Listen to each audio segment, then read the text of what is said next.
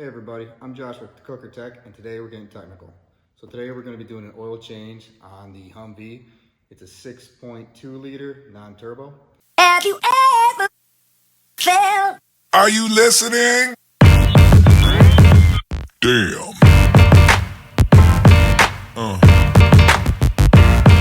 Yeah. And we're going to start off with a couple of the items that you're going to need for doing an oil change. So first off, you're going to need some brake clean for your job. Oil filter. I prefer the Wix brand, it's one of my favorites. Wix makes a very good filter, so I went with the Wix XP for that. 9/16 for the drain plug. Oil filter wrench.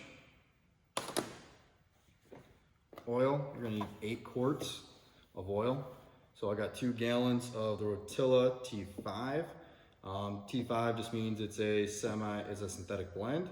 And I use Rotella because the Rotella has the high zinc content for the diesel engines. 2 gallons of that. Funnel, rags, and a drain pan, of course. All right, let's get at it. Let's start off. We are up underneath the truck. Right at the bottom right here is your drain plug. Put your 9/16 on there and crack it loose. Now you are going to notice no oil is going to come out because I've actually already drained it because I had to get started on this project earlier today. So sorry for that. So you pull that out, your oil will come out. Oh, still got a little in there. And that's going to drain. Once you got your drain plug out, these trucks are pretty cool. They do have a magnetic tip. So what I try to do is examine the metal tip on this to make sure you don't have any extra metal or material on it. So far my oil is black, no material, which is all good.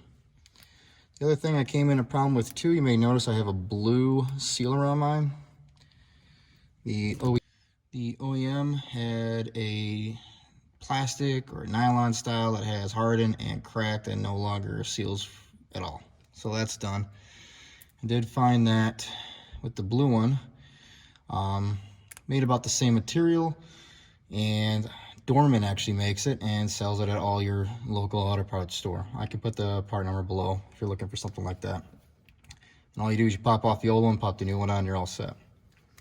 So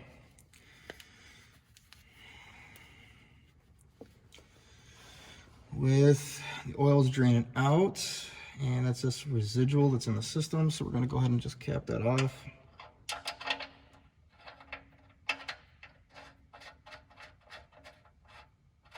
Tighten that up.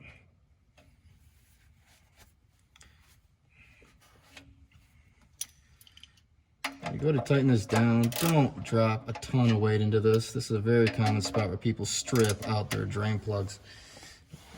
Lightly tighten it till it's snug, just enough so it's definitely not going to come loose, but don't over tighten it so you strip out the bolt on the inside of the oil pan that holds it in place. If you do, you're looking at a fun repair.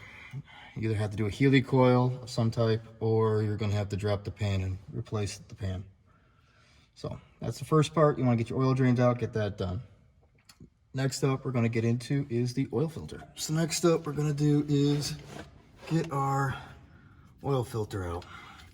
Just going to use the oil filter wrench and get it pulled out of here.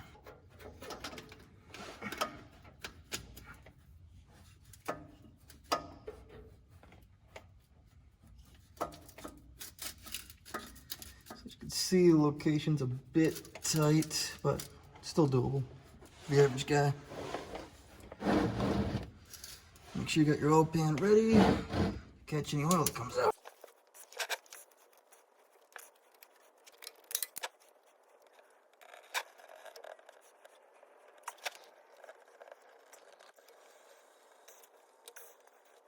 So, filters out. So one of the big things when you pop your filter out and you're checking it, look inside to make sure you got the O-ring that's supposed to come with it off of there as well. A lot of times, there's been many times where they stick, you're not paying attention, you throw the next one on, and then you got two gaskets where there should only be one. All right, so we'll leave that facing up in the oil pan. Next, the oil filter. So, got some oil here. All we're gonna do is just put a little bit of that oil just on the seal. And all that's gonna do is help seal it up. Put that on.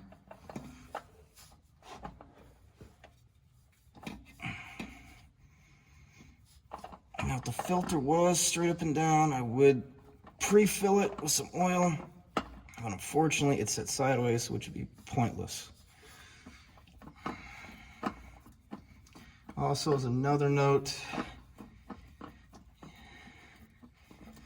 warm up your vehicle before you do your oil change a little bit. What this does is help thin out the viscosity of the oil and allows it to drain a little faster and hopefully get most of the oil out that you want out. Which I like to do, give it one light grip from the oil filter wrench. This wrench I have is not the best.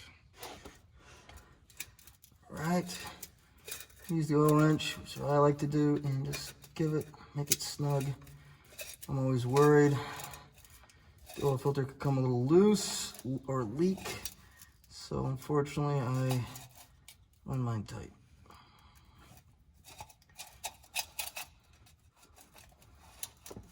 And I had to switch oil wrenches as well because the other one was terrible. So I like this starter here. You got a joint right here which allows you to flex the handle, making it a lot easier to work with up in a tight space. So, all right, oil filter's on. But now our next big thing is everything is an oily, slimy mess. So the next part we're gonna do is gonna be doing some brake clean, and we're gonna spray it all down. All right, so a couple reasons why I do the brake clean. One is you wanna get rid of any of the extra oil. So this looks clean. You don't start a fire, you don't smoke. And also too, if you end up with an oil leak, you can actually tell where it's coming from. Instead of an engine that is coated with oil on it and you can't tell where anything's coming from. So everything's sprayed down and we're good. And then usually just take a rag, dab up anything that's left. Brake clean is flammable. Do have to be careful about where you spray it on any surface if you plan on giving a lot of heat really quick. This will all be dry by the time I start the engine up. All right, good. So we got our filter on, oil drained out of the system, and kind of check for oil leaks. Nothing at the moment. And we're gonna work on the next step, which is getting the oil into the car. All right, so next step we're gonna do is just prep the oil filter real quick. Anything that's in your oil filter that has any type of debris, which most of them will always have something in it, hit it with some brake clean, clean out any debris that you could possibly have. This way none of the debris goes into your engine.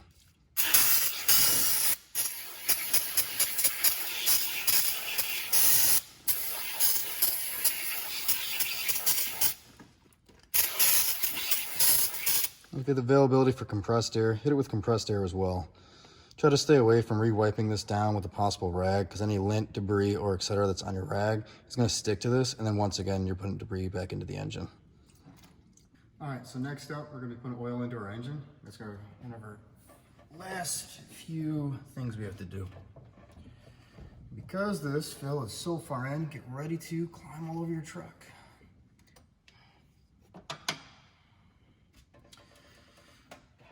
It's also a very unique style oil port.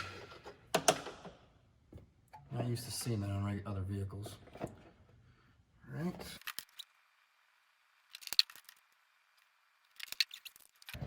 Oil's in. All right, and for our last part, what we're gonna do is get the engine started, check our oil level. Oil level looks good, we're all set.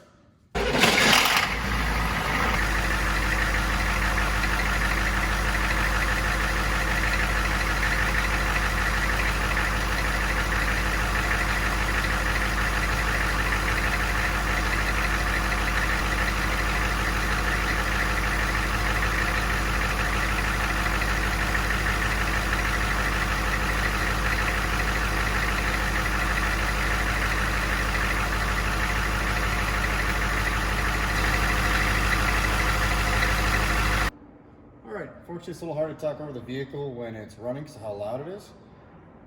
We checked the oil level on it after it got running. Oil level looked great, right in spec, so there's nothing wrong with the oil level there. Everything looks good at this point. After this, all you gotta do is if you left any oil drippings anywhere, go ahead and wipe all of that and clean that up to make sure you did a nice clean job. That's about it. All right, guys. There you have it. There's how you do an oil change on a 6.2 liter diesel engine in a Humvee. So gone over all the tools and materials you'll need to complete an oil change. Some of the basic safeties on it. And as you can see, the average guy can get this stuff at your O'Reilly's, your Napa, and etc. Complete an oil change. It's not that hard. You can knock it out yourself, no problem. Especially if nobody wants to touch these kind of vehicles, which I've had problems around this area as well with that. Once again, my name is Josh with Cooker Tech, and today we're getting technical. Thank you and have a good day.